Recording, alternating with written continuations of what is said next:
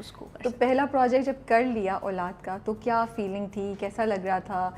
Expectations जो आपकी थी वो हुई पूरी? अब ये सारे मेरे पुरानी ताज़ा कर। अच्छा, जब पहला एपिसोड आया ना, अब मैं उसके अगले दिन मैंने यूट्यूब खोला और मैं लोगों के कमेंट्स पढ़ रही हूँ, ईच एंड एवरी वन। जो अब पहला एपिसोड में तो मैं बहुत डिसअपॉइंटेड क्योंकि पीपल वर लाइक ये कौन है। अगेन उस वक्त I was healthy, extra healthy बल्कि, जब मैंने औलाद किया था।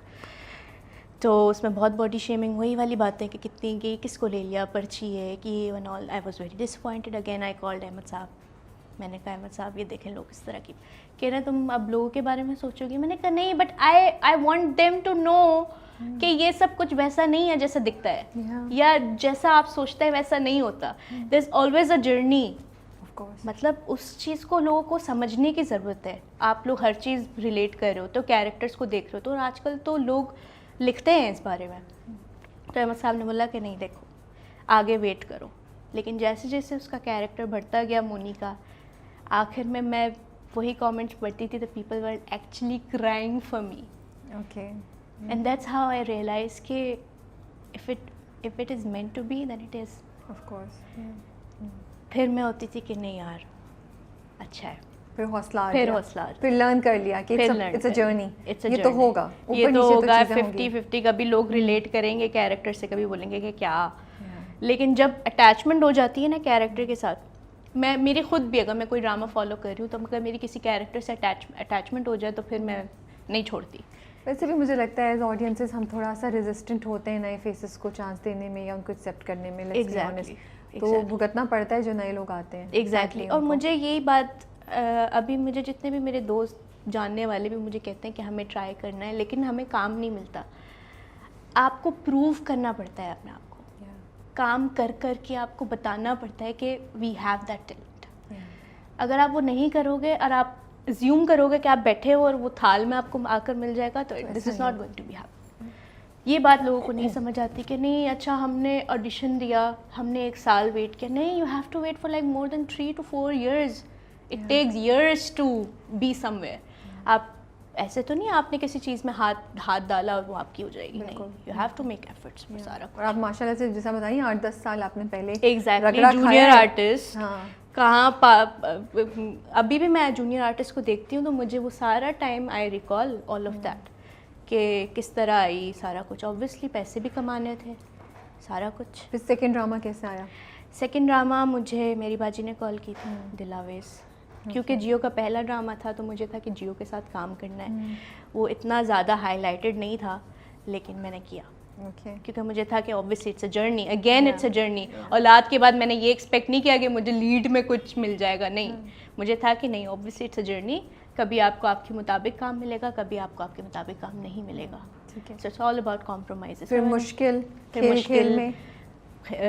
अच्छा, औलाद के बाद खेल में था। अच्छा, औलाद के बाद खेल में था या उसका मैंने ऑडिशन दिया था। That's a big thing. या वो तो आप बहुत खुश होंगी जब मिला होगा। नवीर भाई के साथ मैं काम कर चुकी थी पहले, ओके, कमर्शियल्स वगैरह में। उनके ऑडिशंस का मुझे पता चला, मैंने अपने दोस्तों से कहा चलो लेट्स गो, लेट्स ट्राई। जब मैंने ऑडिशन दिया तो मुझे था कि नहीं होगा। क्योंकि मैंने ऑडिशन अच्छा नहीं दिया था। ऐसा ऑब्वियसली आपको हमेशा अपना काम नहीं पसंद, आप बोलते हो आप और बेहतर कर सकते हो और बेहतर हो सकता है। लेकिन फिर मुझे जब कॉल आई तब मैंने कहा वाकई।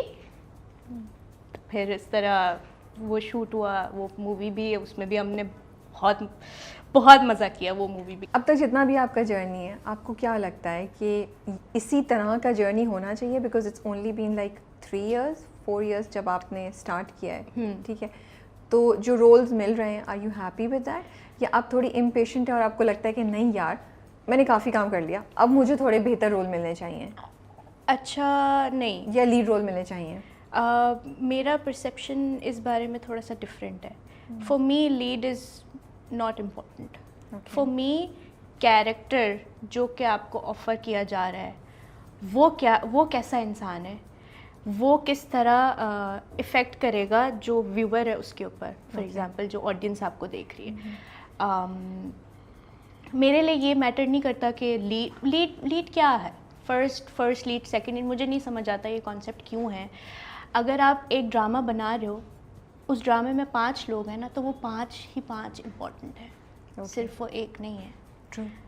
वो 5 की 5 अपना किरदार अदा करें, उनकी एफर्ट्स है उस प्रोजेक्ट में जो कि वो 100% करता है। Okay. तो for me lead is not important, मेरे लिए ये इम्पॉर्टेंट है कि मैं किस किरदार को अदा कर रही हूँ, किसको पोर्ट्रे कर रही हूँ। ये तो बड़ी अच्छी बात है, ये बड़ा अच्छा एटीट्यूड है। But do other new entrants और जो लोग जो नए एक्टर्स हैं वो भी इसी तरीके से देखते हैं, और हाउ इम्पोर्टेंट इट इज़ आपकी जनरेशन में या आपके साथ जो लोग हैं लीड रोल करना, बिकॉज ये बातचीत तो होती होगी ना सेट पे आप लोगों की। Exactly. तो अच्छा, most of people think the other way कि लीड होना चाहिए और लीड होता है, जो कि जिस पे मैं डिबेट बिल्कुल भी उनसे नहीं करती, बिकॉज ऑब्वियसली हर किसी की अपनी थिंकिंग है, हर किसी का अपना बिल्कुल। परसेप्शन है।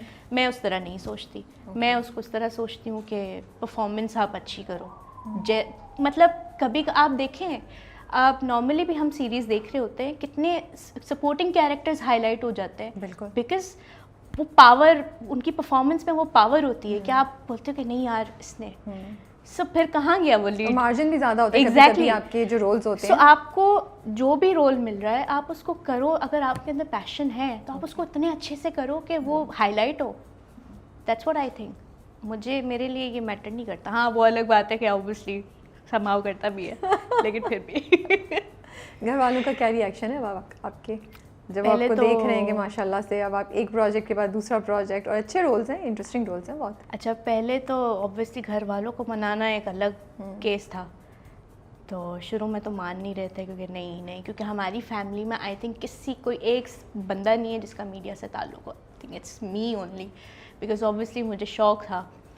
तो अब देखते हैं, तो अब अब्बा भी ड्रामे देखते हैं मेरे सारे, अम्मा भी देखती हैं। जब रिव्यूज अच्छे आने शुरू हो गए, बिल्कुल, जब हाँ। शक्ल ज़्यादा नजर आने एंड लगी। मुझे याद है औलाद का जब वो एपिसोड आया था जिसमें मैं मर गई थी, तो मेरे अब्बा लिटरली रो रहे थे। मैंने कहा अब्बा मैं जिंदा हूँ, मैं नहीं मरी हूँ। ही उनको वाज अफसोस हो रहा लिटरली होगा ना, क्राइंग। मुझे कह हाँ। रहे, फिर मेरे सर पे आके उन्होंने हाथ रखा, बोला कि अच्छा किया है तुमने, अच्छा काम कर। बट इतना अच्छा लगता होगा ना वो कि वो आपकी एफर्ट्स को रिकॉग्नाइज कर रहे हैं, Exactly. They are supporting. Exactly. कौन ज़्यादा बड़ा फैन है घर में, बहन भाई अम्मा अब्बा, कौन? ये आज तक मुझे किसी ने बताया ही नहीं। तारीफ नहीं करते नहीं ज़्यादा? करते ना, ये तो घर की मुर्गी दाल बराबर। बस घर वाले, देखिए ये घर वालों का होता है, वो कभी भी आपकी तारीफ आपके मुंह पे नहीं करते। वो आपके पीछे हज़ारों बातें कर लेंगे कि अच्छा मेरी बेटी ये वो, लेकिन आपके मुंह पे, क्योंकि हो सकता है वो ये सोचते हो कि ओवर कॉन्फिडेंट ना हो जाए बच्चे, मे बी, लेकिन कर लिया करें, थोड़ी थोड़ी अच्छी बात होती है। आपका क्या चैलेंज रहा है अभी तक, और अभी क्या चैलेंज फेस करी एज एन एक्टर? चैलेंज जो मेरे लिए पिछले टाइम में रहा था, that was my physique, my weight. Okay. हाँ, क्योंकि जब मैं ऑडिशन के लिए जाती थी या क्या, तो मुझे ये बात कही जाती थी कि देखो अगर मेन पे आना है तो वेट तो कम करना पड़ेगा। तो बस वो बोलते थे कि अगर हम इंटरनेशनली काम देखें, जो कि आजकल हर कोई फॉलो करता है ऑब्वियसली, वहाँ पर तो ये चीज़ें नहीं देखी जाती, कलर, वेट, वहाँ पर आपकी स्किल्स देखी जाती। फिर यहाँ पर क्यों? फिर मैं बहुत डिसअपॉइंटेड होती थी, लेकिन आई एम समवन कि obviously I am not going to give up. मैं ट्राई करती रहती थी फिर, लेकिन बस इसी तरह आपकी सारी ट्राई चीज़ें। करने में आपका मतलब है कि आपने वेट लूज करने की कोशिश की? अच्छा, या वेट आपने- नहीं, अच्छा। मैंने कभी किसी के कहने पर वो चीज़ नहीं की। आई थिंक ये जर्नी मैंने अभी डिसाइड की खुद के लिए, okay. To stay fit and healthy.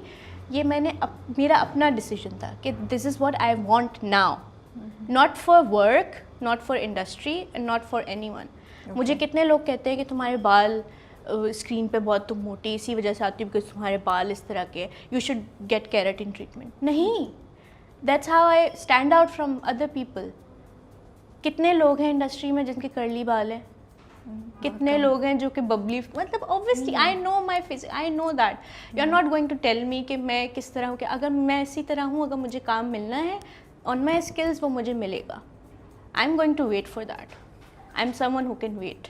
But मुश्किल हुआ होगा जर्नी फिर? मुश्किल तो है, अभी भी है, आगे भी। ये देखें, एज एन एक्टर स्ट्रगल तो पूरी ज़िंदगी चलेगी। ठीक है। You are not going to deny on that.